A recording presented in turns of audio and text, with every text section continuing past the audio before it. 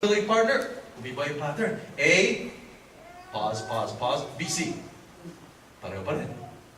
You just stay maybe on the remorse for a long time.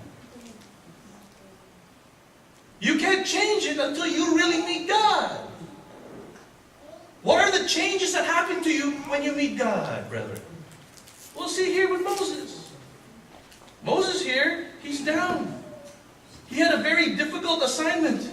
What was his assignment? Take these rebellious people. Lead these rebellious people. Lead this self-centered, stiff-necked people through the desert to my promised land. Hindi sila makikinig, but lead them. That is a difficult assignment. Moses had to be close with God. People look at Moses, they see God. Is he following God? He almost had to be in a place where, he's in a fishbowl.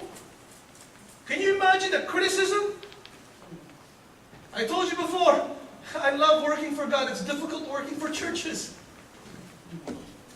You can never do things right. There's always criticism.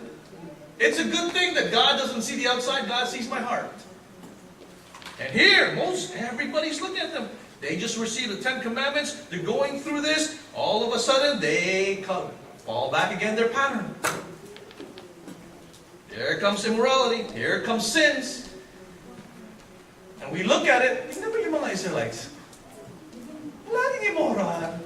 Sinful. That's exactly like us, brethren. We just hide it. I always tell people, who needs help? We all do. Who needs saving? We all do. Who needs reminding? We all do. Who needs rebuke? We do. Moses is going through this. The Lord is angry with the people. And he said, I'm going to do this with the people.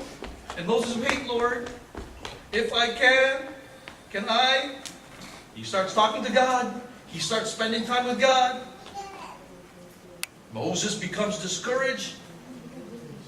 And then he asked God in 18. Remember what he said? After all this, he's not talking to anybody else. You ever notice this? When we're discouraged, we go everywhere except God. We go now. Hey, there's a website now that can help us. There's books now that can help us. There's non-Christian friends. Moses, where did he go when he was discouraged? 18. Lord, show me your glory. When you're discouraged, the last place you go to is God. You know why? Because you're guilty. I don't want help from the guy I'm committing sins to. A friend of mine has been driving without insurance, and I told him, what are you doing? Oh, because I can't wait. I got suspended. What are you doing? Why are you driving without insurance? When they catch you, man. And I said, how do you feel? He goes, everything's okay until I see a police. Diba? You drive easy. What are the chances? Diba? There you go. It's like us and sin and God. Diba? What are the chances? And then you see the policeman. Hey. Turn. Dali. Baka makita license plate ko. You start feeling guilty. You start hiding. Do you remember the Garden of Eden? When sin happened, you start hiding. Where are you, my children?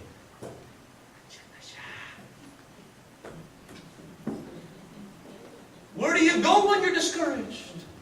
Moses says, Lord, show me. This is the problem that we have. It becomes difficult when we get discouraged. Yet we need revival as Christians.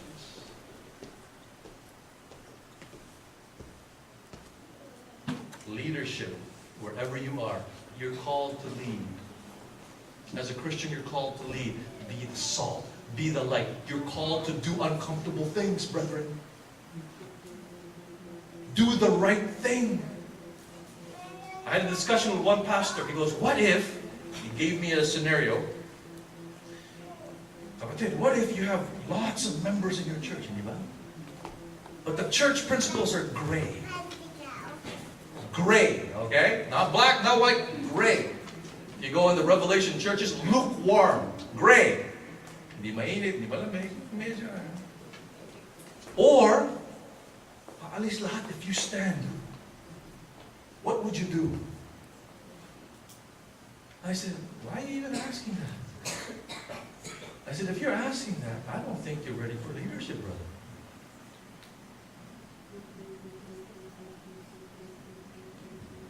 You're scared of doing the right thing? Because you will accept great things in return? What's going to happen? At your work, you're scared to do the right thing if the consequences are great to you? I have a hard time with this even in relationships. You're scared to do the right thing because great will happen? Hey, kapatid, you don't know my bank account. I don't. God does. You don't know my heart. I don't. God does. You don't know tomorrow. I don't. God does. And here's Moses. The responsibility given to you, brethren. When you do the right thing, I just ask you to obey.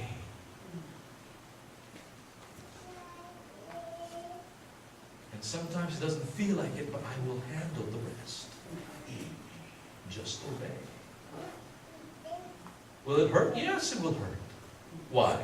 Because after sin, we start to hide. We start to hurt. Of course. When I pull you out of rough, it's going to hurt.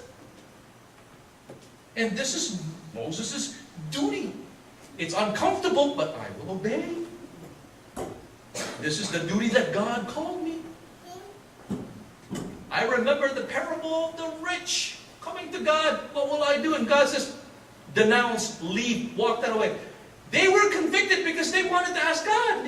They asked Jesus, what should I do? There's conviction there. But when God said, you have to give up. No. They walked away sad. Why? Anybody can be convicted. We get convicted all the time. What do you do with a conviction? Do you walk away sad? Or do you stay happy? Where God is. So Moses, not only it was a difficult decision for him to just stand and obey, he wanted more. If you look at it very carefully, he wanted more of God. The more he doubted, the more he discouraged, the more he wanted of God. This is not how we do it. I'm learning this. This is very difficult. 33:13, when he was discouraged, he wanted more of God's ways. Moses wants to be a better understander of who God is. Why? If you understand what God wants, it's easier to serve Him.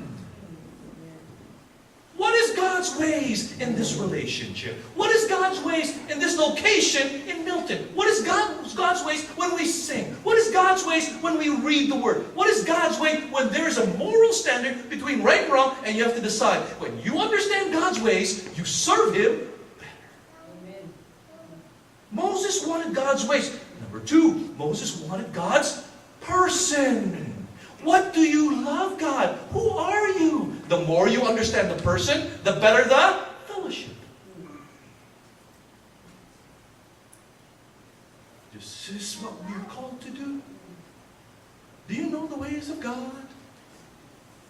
We do it differently, don't we? When we talk to God, we're discouraged. God, what do you think of my ways? Diba?